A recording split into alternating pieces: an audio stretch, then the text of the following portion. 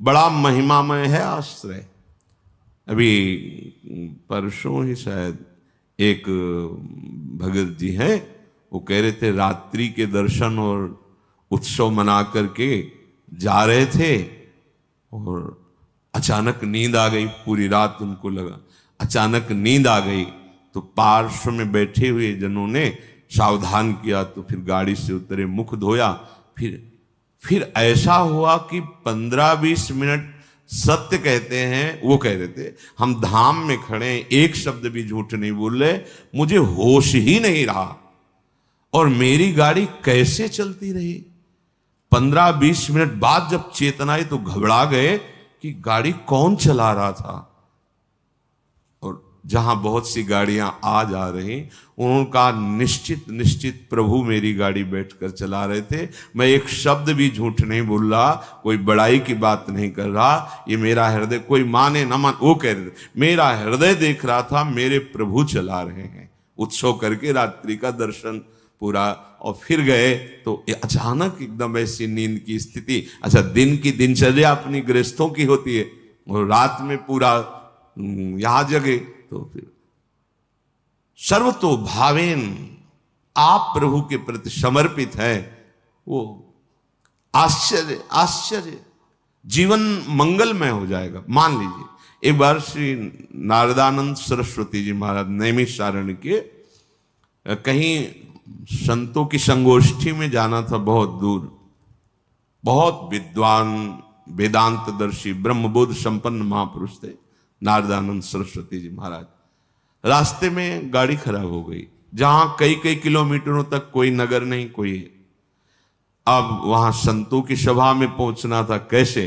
तो दंडी सन्यासी थे, तो उनका देखो ये बात किसी से कहना नहीं, ऐसे रखा दंड नारायण को और कहा स्टार्ट करो। स्टार्ट हो गई गाड़ी। जब लक्ष्य में पहुंची दंड नारायण को हटा लिया। कोई दुर्लभ नहीं है। अनंत ब्रह्मांडों को जो अपने संकल्प से चला रहे हैं, वो एक हमारे जीवन के रक्षक हो, ये कोई आश्चर्य की बात नहीं। शरणागत के लिए कोई आश्चर्य नहीं है।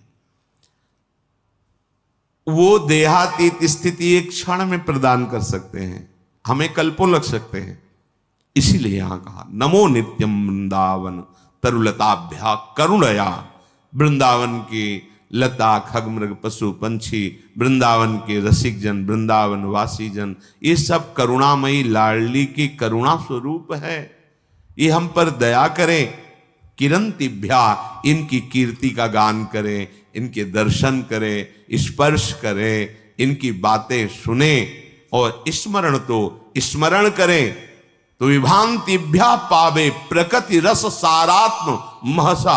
प्रकृति रस से परे जो सार तत्व है, परम रस प्रेम, वो तुम्हारे हृदय, और प्रेम ही देहातीत स्थिति प्रदान करता है। चाहे आत्मरति बोलो या प्रिया प्रीतम की रति, माने प्रेम या आत्म प्रेम, तो इतना गाढ़ अवस्था की अवधूत स्थिति शरीर की शुद्ध ही नहीं है।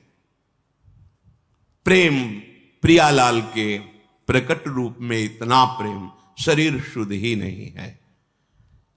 शरीर शुद्ध छूटना कोई कठिन बात नहीं है।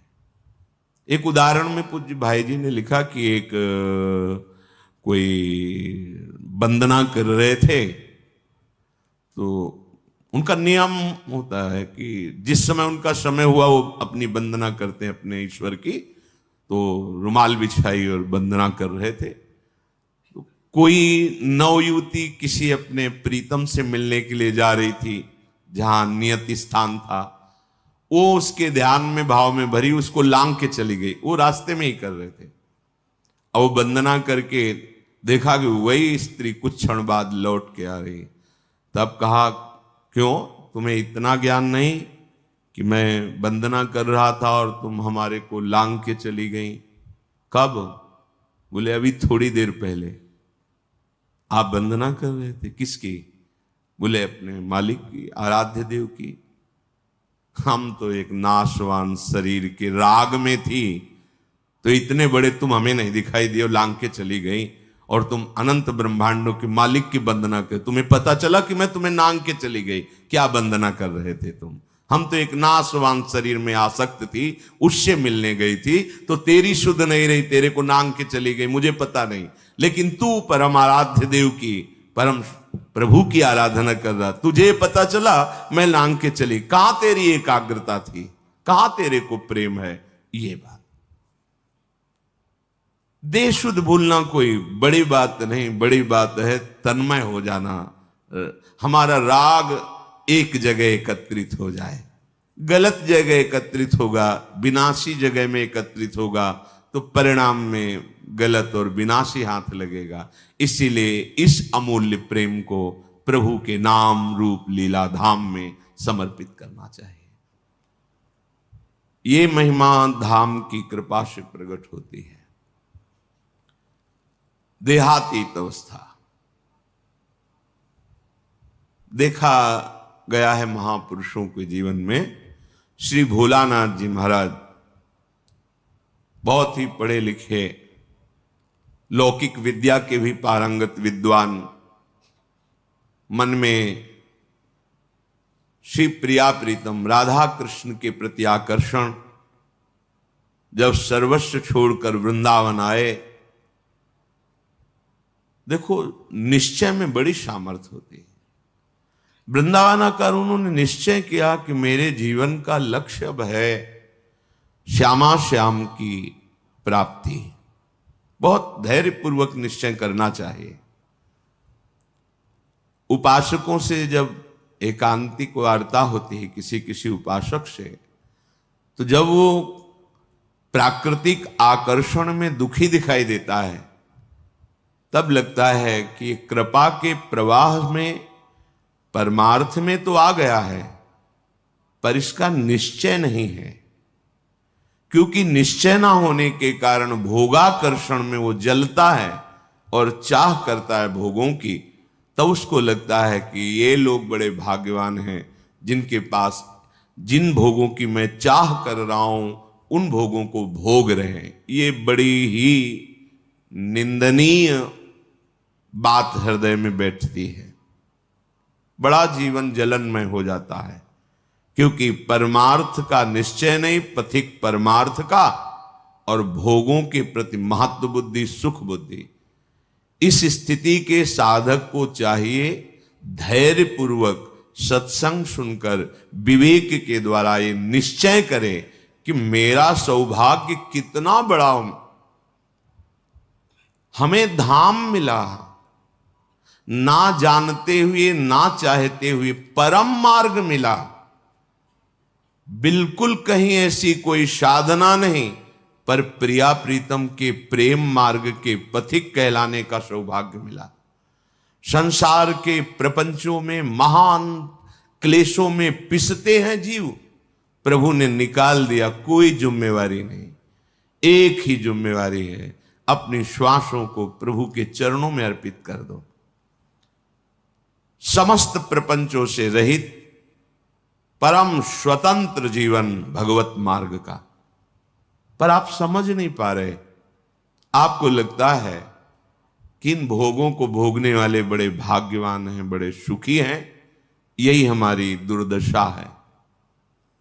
हम अपने मार्ग को ना जानने के कारण भ्रमात्मक भोगों में सुख मानकर जलते रहते हैं।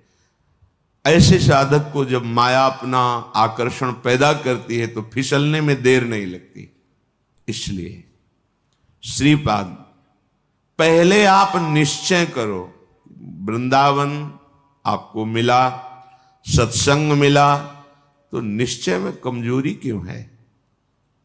ये आशा की फांसी क्यों बनाए हुए हैं कि अभी तो नहीं पर कभी? ये आशा श्री जी से मिलन की बनाओ। प्यारी जू प्यारे जू, आज तो नहीं पर कभी तो मिलेंगे ना। ये आशा नहीं है। आशा इस बात की है कि आज तो नहीं पर कभी अवसर लग जाए तो ये भोग मिल जाएंगे। अंदर देख लो, ये अंदर की बात है। आशा ही परमम दुखम नैराश्यम परमम सुखम। इसे समझ नहीं पा रहे आप। दुख के लिए आप खुद रास्ता अंदर रखे हुए हैं, जगह रखे हुए हैं, आशा, भोगों की आशा। तुम आज निश्चय नहीं कर सकते कि हमारा मार्ग प्रिया प्रीतम की प्राप्ति का हमें सौभाग्य से मिल गया। कितने हो भाग्य। जहां श्रीपाद कह रहे हैं पुनंति ब्रह्म रुद्रादीन एषाम चरण रेणवः सर्वभावेन में सेव्य अस्ते वृंदावन वासिना।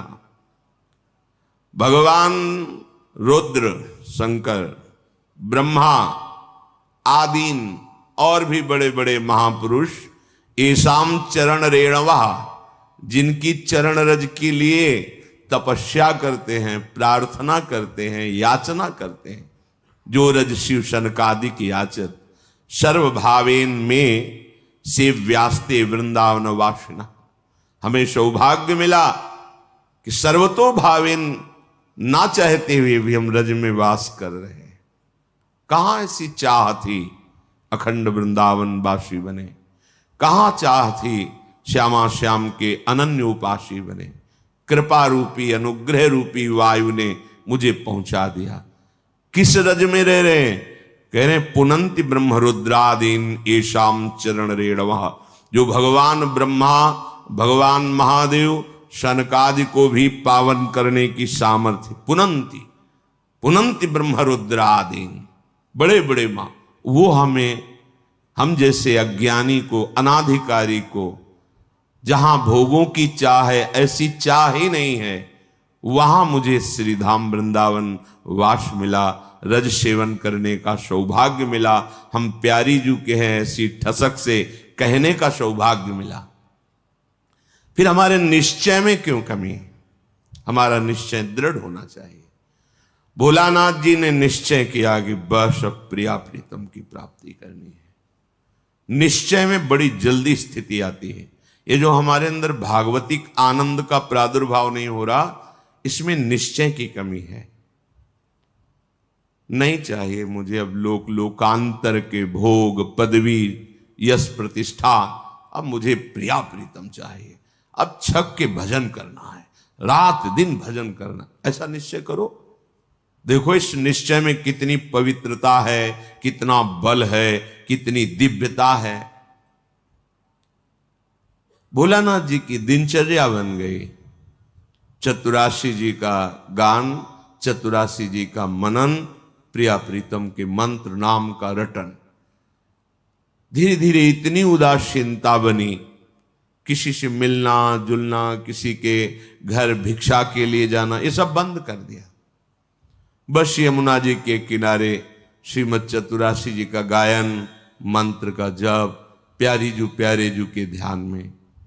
शाम के सेवा कुंज दर्शन करने जाते, बंदरों को जो चना डाला जाता है, उसकी जो ठुड्डियां पड़ी होती, अर्थात जो बंदर भी नहीं खाते थे, बहुतायत चना, वो उठा लिए मुट्ठी दो मुट्ठी और यमुना किनारे बैठकर उनको चबा लिया। रात दिन भजन।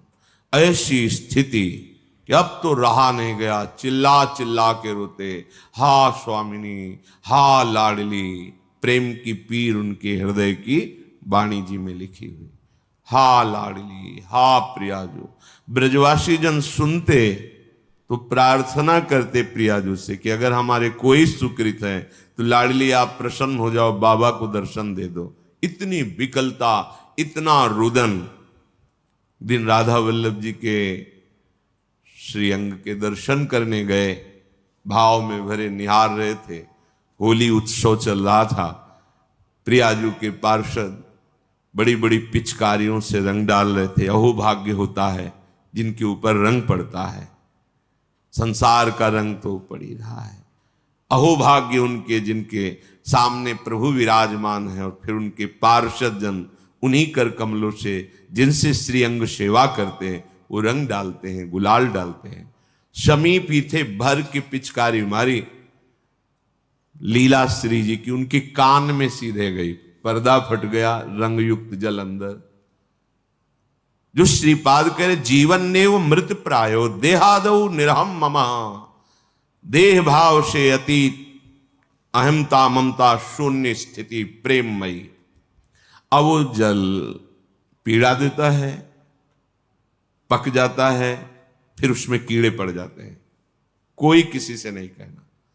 सेवा कुंज दर्शन करने गए तो ऐसे कीड़े निकल, जब लोगों ने देखा तो उनका, अरे बाबा तुम्हें तो बड़ा कष्ट है। कुछ नहीं, श्री जी की लीला है ऐसा। नहीं नहीं, उस समय मथुरा जाना पड़ेगा। बहुत जब प्रार्थना, राजी हो गए, ये भी श्री जी की लीला।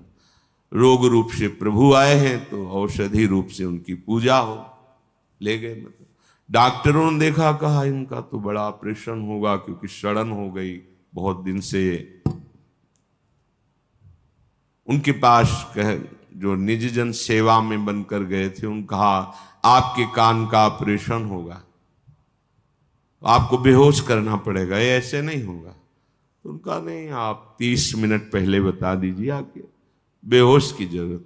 बोले बहुत कष्ट हो उसमें बेहोश कर, बोले आप बता दीजिए। तो लोगों ने डॉक्टरों से कहा कि स्थिति प्रज्ञ महापुरुष हैं, स्थिति प्राप्त महापुरुष हैं, ये जैसा कहते हैं वैसा ही करो। वो आए, उन्होंने कहा कि अब 30 मिनट बाद ऑपरेशन होगा। श्री हरिवंश राधा राधा गए। वो डॉक्टर आए ऐसे कि ऑपरेशन के कुछ देर बाद बाबा श्री हरिवंश, जैसे सो के उठे, श्री हरिवंश राधा राधा राधा, तो हो गया ऑपरेशन। अच्छा उठे, चल। आश्चर्यचकित सब नर्स डॉक्टर, क्या है ये, शरीर का ऑपरेशन हो रहा है, आप श्री जी की सेवा में हैं, भावदेह से क्या फर्क पड़ता है। ये स्थिति। नमो नित्यम वृंदावन तरुलताभ्य करुणया कीरंतिभ्या सर्वान पिच पुरुषार्थान सकृदपि विलोकात। यहां देखना भजन है, विलोकात, यहां की लताओं का दर्शन। यहां आप आए हैं, आपको पता नहीं कि ऐसे महापुरुष का स्पर्श हो जाएगा, सारे दुष्कृत आपके नष्ट हो जाएंगे। आप भीड़ में चल रहे हैं, कौन किस कोटि का भजनानंदी है ये बाहर से थोड़ी दिखाई देता है। ये प्रेमियों का देश है वृंदावन। पता नहीं किस पर दृष्टि पड़े, कितनी ऊंची स्थिति का वो प्रेमी महात्मा गृहस्थ भेष में दिखाई दे रहा है, पागल भेष में दिखाई दे रहा है, या विरक्त भेष में दिखाई दे रहा है, कोई आपको आकर्षण नहीं लग रहा, पर प्रिया प्रीतम की बहुत ऊंची प्रेम स्थिति में है। इनके दर्शन का, इनके स्पर्श का, इनके सानिध्य का देवर्षि नारद जी कह रहे अमोघस्य। भाई जी ने कहा जैसे आप सो रहे हैं और सूर्य उदय हो गया है तो अंधकार नष्ट हो गया, पर आपको पता तब चलेगा जब नेत्र खुलेंगे। ऐसे ही महापुरुष का संग हो गया, अब आपका तो कल्याण निश्चित है, पर आपको पता तब चलेगा जब आपके अंदर वो कल्याण स्थिति जागृत हो जाएगी। बिलोकात, वृंदावन को देखना, ये प्रेम प्रदान करने वाला है। कहां से आ रहे, वृंदावन का दर्शन करके। ये भावना मत लाओ यहां बड़ी बिल्डिंगें हैं, ये सब भौतिक बातें माने। धाम नाम रूप लीला चिदानंद है, ये है। गिरिराज जी वही है ना, रजरानी वही है, बहुत कुछ यहां सब चिदानंद है। अपने भाव दूषित है इसलिए पकड़ नहीं पा रहे। विलोकात, दर्शन करो वृंदावन का। देहातीत स्थिति कैसे प्राप्त होगी? बिलोकात, संस्पर्शात, यहां की लताओं का स्पर्श, रजरानी का स्पर्श, स्वाभाविक वायु बड़े बड़े महापुरुषों का, यमुना रसरानी का, बिहारी बिहारिंजू का स्पर्श करके आपके शरीर को स्पर्श कर रहे हैं। बड़े बड़े तीर्थों के अवगाहन से जो बात नहीं बनेगी वो यहां की वायु हवा बना देगी। ये वृंदावन की वायु है। स्पर्शात,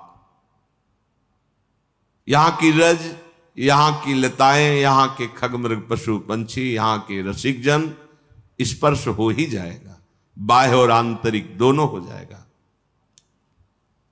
कथनाच, वृंदावन का नाम, वृंदावन की जय घोष, वृंदावन धाम की प्रिया प्रीतम का नाम, उनकी जय घोष यहां स्वाभाविक होती रहती है। जय जय श्री राधे, वृंदावन धाम की जय। बार बार यहां तुम्हें चलत फिरत सुनियत यह है, श्री राधा वल्लभ लाल। ऐसे वृंदा विपिन में बसत रहो शब काल। यहां चलते फिरते बिल्कुल आप एक भी नाम न जप करें तो भी यहां भजन होने लगेगा। यहां का प्रभाव है। यहाँ फिरे स्वार्थ आपने, भजन गए फिरे बाह। भजन आपको पकड़ लेगा, आपको भजन पकड़ लेगा। भजन गए फिरे बाह, कथनाच श्रवणाच। वृंदावन की महिमा सुनना, वृंदावन की महिमा कहना और स्मरण, तो स्मरण करना। कई बार सत्संग में कहा है, जैसे आप यहां आए हैं 2 दिन के लिए, तो अपने मानस कैमरा को बहुत संभाल के रखिए। यमुना रस रानी की शोभा भरिए, बिहारी जी के श्री अंगों को, राधा वल्लभ लाल, राधा रमण जी के श्री अंगों को एकाग्रता पूर्वक देखिए। बैठा लिए अपने मानस कैमरा पे वो छवि, वो शोभा, वो झांकी। आप एक एक चीज वृंदावन की भर के ले जाइए हृदय में, और फिर कुछ मिनट एकांत बैठकर दर्शन कीजिए। धीरे से पहुंचिए एकाग्रता पूर्वक। अब बिहारी जी के गेट में गए, डेहरी में प्रणाम किया, अब आंगन में पहुंचे, बिहारी जी को दर्शन कर रहे हैं। आह कैसे बिहारी।